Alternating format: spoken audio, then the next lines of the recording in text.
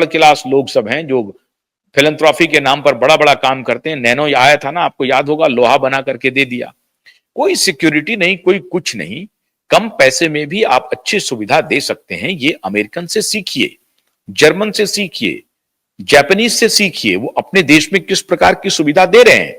लेकिन आपके यहां तो लगता है कि यहां के खून में ही धूर्तता मिला दी है। आजादी के बाद से, आजादी के बाद से ही पूरी धूर्तता यहां की मिट्टी में मिल गई है, यहां के आबो हवा में मिल गई है।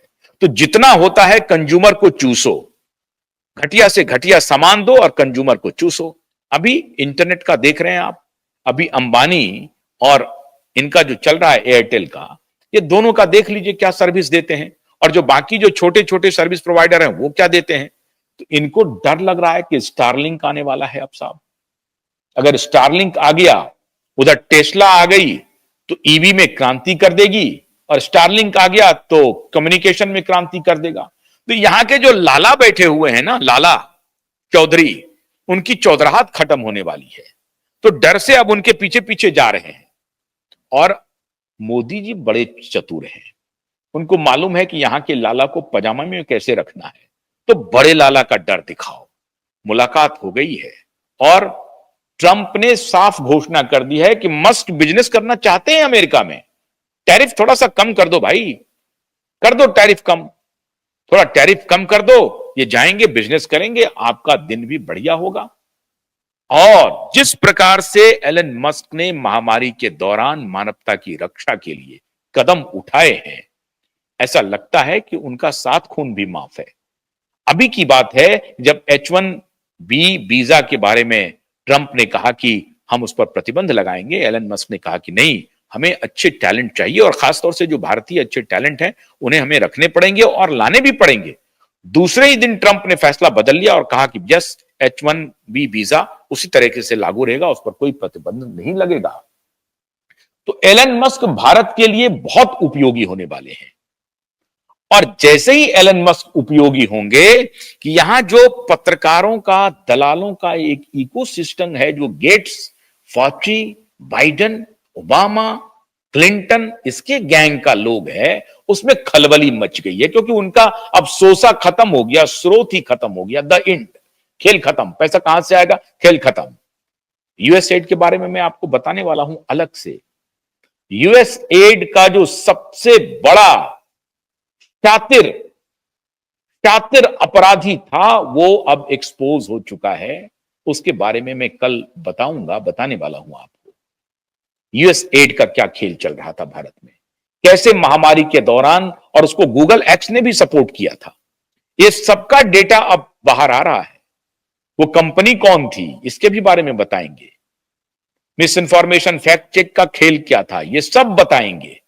वो सारे जितने संगीन अपराधी किस्म के लोग हैं, उनके नाम अब सामने आ गए हैं। मैं कल ब्रेक करने वाला हूं। तो इकोसिस्टम का अब इको ही खत्म हो गया, उनका इकोलॉजी खतरे में है, खत्म हो गया। अब वहां ना कोई हवा चलेगी, ना अब वहां पतझड़ ही पतझड़ देखने को मिलेंगे। अब बसंत वहां नहीं आएगा, ये ध्यान रख लीजिए। अब बसंत आने की संभावना नहीं है। एलन मस्क धनिया बो देंगे। तो एलन मस्क ने कह दिया कि भारत के साथ व्यापार करेंगे। डब्ल्यूएचओ से बाहर निकला, पहला एग्जीक्यूटिव ऑर्डर साइन किया जैसे ही ट्रंप ने सत्ता संभाली। डब्ल्यूएचओ से बाहर, जेनेवा के क्लाइमेट चेंज का कोई मतलब नहीं, बाहर। वर्ल्ड इकोनॉमिक फोरम को कस्टमरी एक दे दिया, बाहर। जो ट्रंप ने कहा सब काम कर रहे हैं।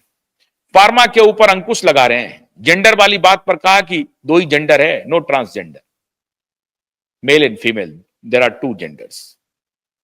क्लैरिटी कर रहा है पूरी तरह से अमेरिकी एडमिनिस्ट्रेशन में, अमेरिकी समाज में, और दुनिया के साथ भी क्लैरिटी के साथ वो चलने की कोशिश कर रहा है।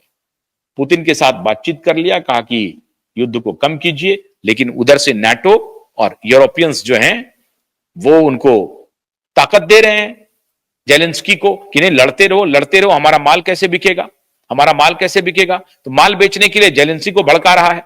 अमेरिका ने कह दिया है जेलेंस्की को, भैया मैं अब तुम्हें बहुत मदद नहीं करूंगा, हो गया, बहुत हो गया। तो पुतिन से 1-1.5 घंटे तक बात हो गई ट्रंप की, और उन्होंने कहा कि इस युद्ध को खत्म कीजिए। भारत ने भी कहा कि हम न्यूट्रल नहीं है, शांति के पक्ष में हैं। मतलब भारत ने संकेत दे दिया कि वॉर को खत्म होना चाहिए, यूक्रेन और रसिया का भी और इजराइल और फिलिस्तीन का भी। इजराइल फिलिस्तीन का तो वॉर रुक गया, यूक्रेन रसिया का भी वॉर समझिए रुक ही गया है। अगर अमेरिका ने डंडा उठा लिया तो यूरोपियंस की कोई औकात नहीं है, कुछ नहीं करेंगे। एक बार जहां डंडा ठीक से पड़ा, ये सारे यूरोपियन भाग जाएंगे।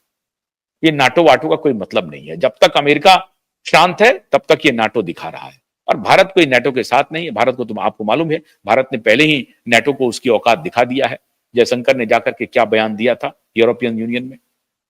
तो ये बात, अब अमेरिका और भारत एक स्वाभाविक मित्र सामने आ रहे हैं। ये बात सही है कि बाइडेन के साथ भारत के रिश्ते सही नहीं थे, मजबूरी में प्रधानमंत्री दिन काट रहे थे कि चलो उनके साथ रिश्ता बना करके रखो, अभी वो राष्ट्रपति है, अब उनका मित्र आ गया है।